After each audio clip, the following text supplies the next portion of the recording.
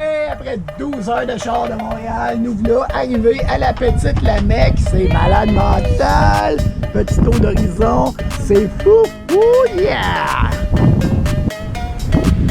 Wouhou!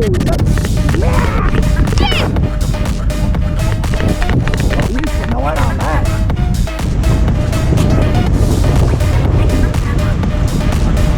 Vlog numéro 2 sur les secret spots au Canada. Je te transporte à Miscou et la petite Lamec. Ça, c'est au Nouveau-Brunswick.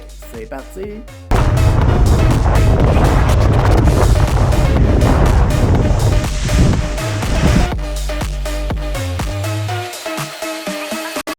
D'abord, il faut que tu saches que la péninsule acadienne, c'est à peu près à 12 heures de route de Montréal. C'est 10 heures, mais on rajoute un 2 heures avec les stops, les arrêts casse-croûte, les dîners, tout ça. D'abord, il faut que tu saches que Miscou et la petite Lamec, en fait toute la région du nord-est de l'Acadie, eh bien ça parle français, donc il faut pouvoir avoir un service en français avec un bon petit accent acadien partout dans la région.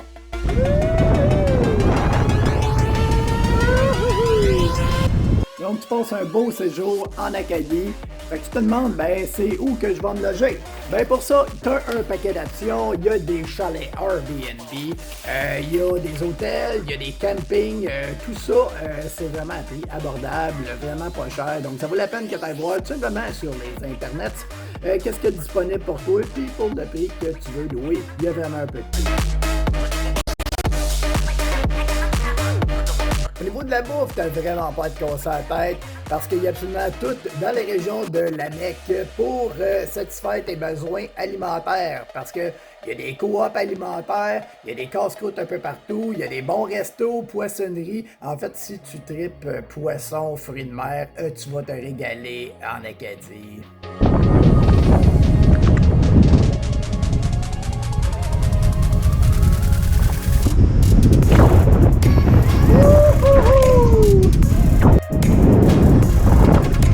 Pas merveilleux ça! Wouhou! Évidemment, tu vas aller là pour faire du kite, mais si jamais il n'y a pas de vent, il y a un paquet d'autres activités. Fait que moi, je te conseille d'amener ton vélo. Il y a des véloroutes incroyablement belles dans ce coin-là. Il y a des activités comme de la randonnée pédestre qui se fait dans des milieux naturels vraiment exceptionnels. Ça vaut la peine d'aller se promener et de découvrir toute la région parce qu'il y a du beau stock, il y a de la belle nature, des plages incroyables. Vous pouvez aller faire du fat bike sur les plages qui sont absolument infinies sur tout le contour finalement de cette région-là. Du beau sable, c'est vraiment trippant. Comme activité, il y en a une que moi, j'ai pas essayé personnellement parce que je suis pas un grand pêcheur, mais j'ai vu beaucoup de monde la pratiquer. C'est la pêche au bord rayé à partir vraiment de la plage directement. Puis juste comme petite expérience personnelle, on venait juste de finir notre session de quête, puis il y avait des gens qui s'installaient, il y avait un banc de bord rayé qui passait à peine à 50 pieds, là, vraiment du bord de la plage. Puis les oiseaux plongeaient pour aller attraper le méné, le bar courait après le méné, à l'intérieur de l'eau, on voyait des bouillons, puis les bars sautaient directement dans notre face, vraiment là, à peine quelques pieds du bord de l'eau. Fait que les pêcheurs peuvent tout simplement caster leur hameçon, leur appât, directement dans les bancs de bord qui se promènent. Fait avec tout ça, ben, t'as des magnifiques couchers de soleil qui sont dignes, franchement, là, des plus beaux couchers de soleil au monde. C'est un endroit vraiment fantastique pour ceux qui sont amoureux de la pêche et du poisson.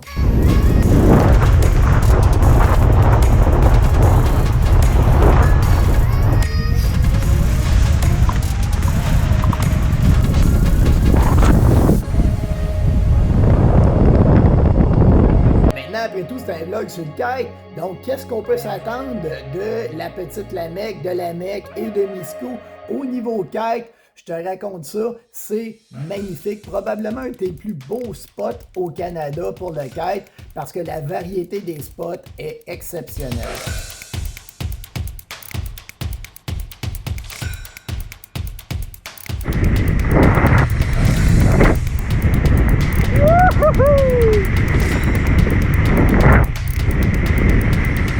Faut comprendre d'abord que cette région-là, c'est une péninsule. Hein? On est vraiment sur la pointe, comme une corne finalement, qui se forme complètement au nord-est du Nouveau-Brunswick. Cette péninsule-là, en fait, formée par l'île de Miscou et de Lamec, Il y a finalement des endroits à l'intérieur, entre les îles, où il se forment ce qu'on dit des environnements de flat. L'eau y est très peu profonde, fait que c'est vraiment propice à tous ceux qui commencent la quête. Donc on a pied au fond, malgré les marées, à une grande variété d'endroits où c'est que tout simplement, peu importe où c'est que tu vas t'arrêter, tu vas te retrouver pied au fond dans le sable ou dans un environnement qui est légèrement boiteux, mais tout le monde, c'est très sécuritaire comme spot à l'intérieur de la péninsule. Pour les gens qui sont plus avancés, c'est vraiment trippant aussi parce que en dedans de 30 minutes de route, tu as ces spots-là qui sont super faciles où c'est que tu as du flat, très peu de vagues, puis tu t'en vas juste à côté. Puis tu as des environnements vraiment le fun parce qu'on se retrouve en mer, avec les marées, avec les vagues, sur des plages absolument à couper le souffle. Donc, vraiment, cette région-là est à pas manquer pour tous les niveaux de riders de quête. Yeah, buddy!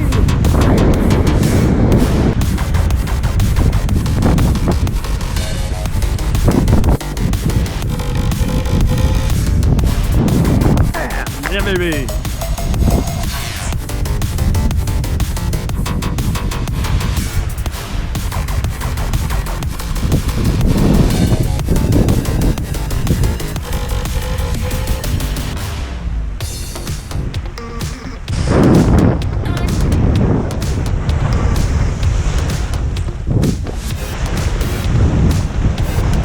OK, mais à quoi s'attendre au niveau de la météo? Nous, on y était dans la période de fin juin, début juillet.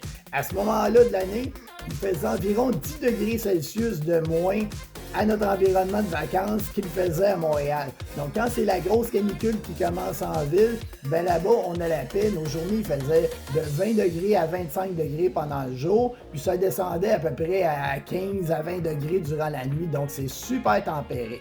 Ce qui est le fun de cette météo-là, comme on est en milieu marin, on se retrouve à avoir un phénomène qui est fantastique, c'est les brises de mer.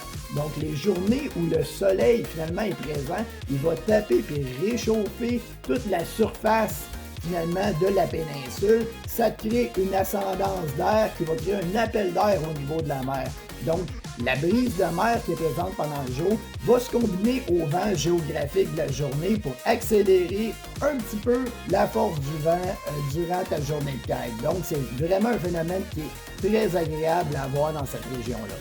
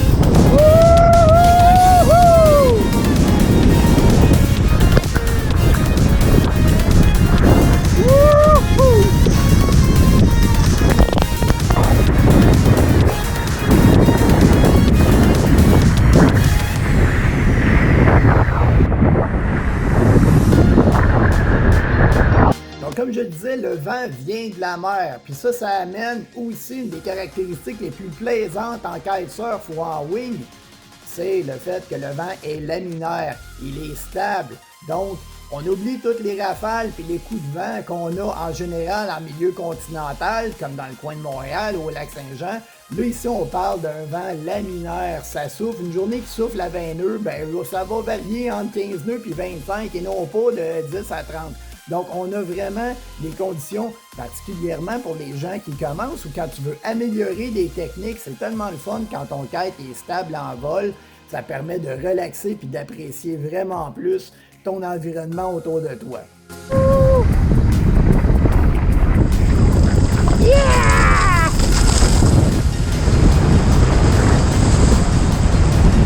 Ah, puis mettons qu'il n'y a pas de vent cette journée-là, c'est pas grave, t'amènes ton paddleboard, amène ton kayak.